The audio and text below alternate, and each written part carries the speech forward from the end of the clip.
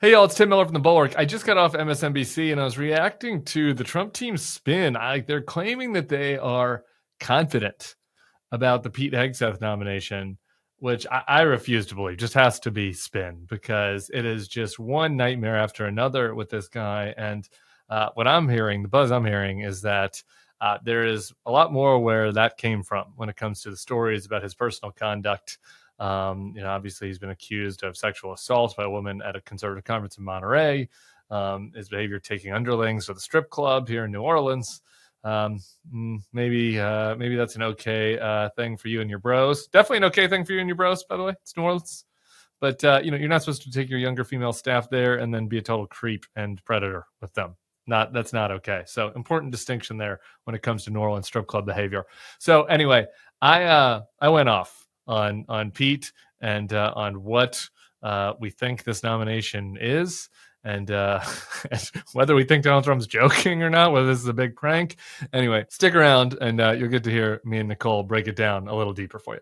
Hey, Miller, let me show you the current public posture on Hegseth. This is Jason Miller on CNN. So when it comes to Pete Hegseth, there aren't any concerns, and we feel very good about his positioning for being confirmed by the Senate. I believe that Pete Hegseth is ultimately, when he has a chance to present his case, it's going to come across very clearly that he's going to be a great person to lead the DOD and that he didn't do anything wrong. Do anything wrong. That's why Fox News paid out a settlement. That's why the Monterey Police Department released a 22-page police report.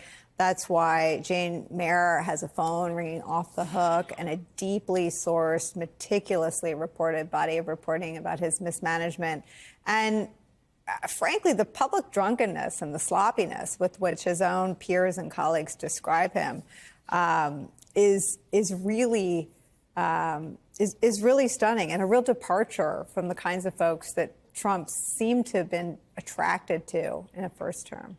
Yeah, well, he's looking for something different this time. I mean, he's looking for toadies, and I don't know. Maybe he's also playing a prank. I don't know. I was just listening to the interviews with Amy. It's like, is this a prank, a nomination? Like, how can you be serious with this? Like, this is such a preposterous nomination on every count.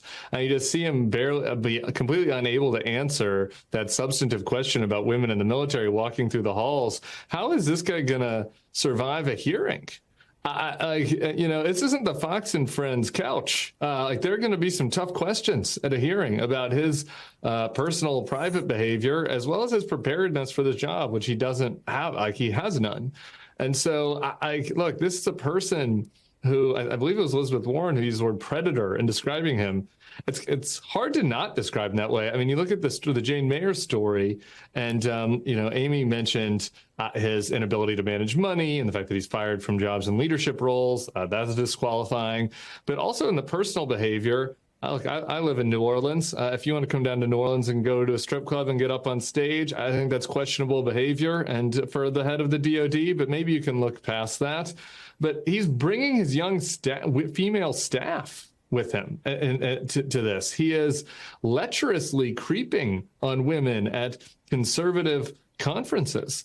We went over this last time we talked about this, Nicolle. Even in his telling of the story from Monterey, I mean, he still is drunkenly screaming at a hotel staffer about how he has freedom of speech at 1:30 a.m. and pressuring this woman to have consensual sex with him while he has a child that he had out of wedlock that had just been born.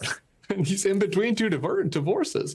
This guy is just a complete disaster class across the board. There's nothing there. It's not like, what is he? There is no case for him across his personal judgment, his professional record, his career. I mean, imagine, I was thinking today about, imagine if you're a commanding general. There's a commanding general in Europe, in Africa, named Daryl Williams, 60-something years old, went to the U.S. Military Academy, career from 83, whole career, working up the chain.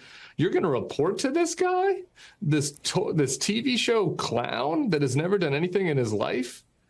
How is that a serious nomination? It isn't.